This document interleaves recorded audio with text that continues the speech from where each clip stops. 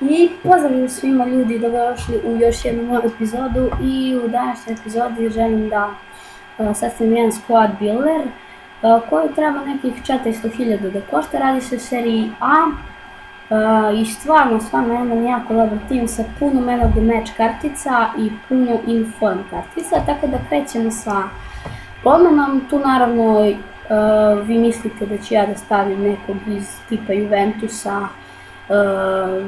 Buffona ili Diego Lopeza, ali ja tu stavljam Samira Handanovića, koji vjerovatno ste čuli, koji igraju u FIFA-u, znači jako dobar golman koji dosta ljudi koriste koji igraju u FIFA-u.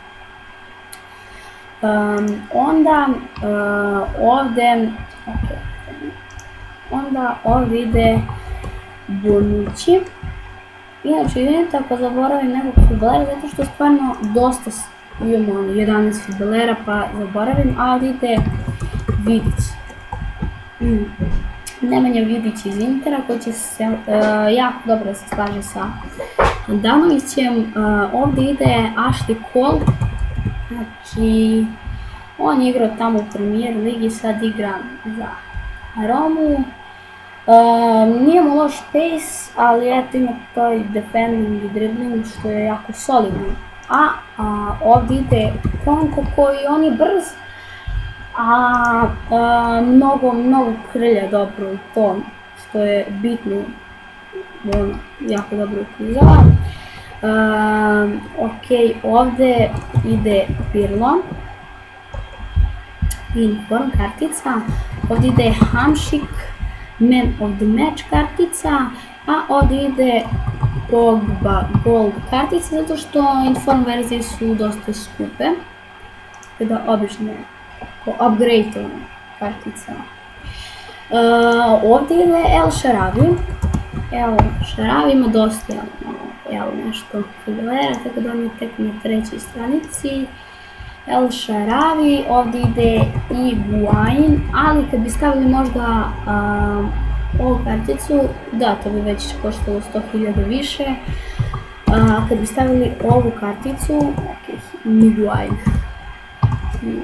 Higuain, znači stavit ćemo 87 zato što je dosta jeftinija od 88, mislim ne baš dosta, ali je jeftinija. Ovdje ide Cuadrado iz Fiorentina. Tako da, eto, ima iz raznih timova, ima čak gotovo sve timova, mislim da ih poznatih, tu je Lazio, Juventus, Inter, Roma, Napoli, Fiorentina i Milan, jako. Znači ovo košta 350.000, ovo sve možete da kupite, a možete da sastavite isti ovakav tim samo bez inform kartica i košta bih nekih, ajde da kažem 100.000 koštao najviše, ali ne bi 100.080.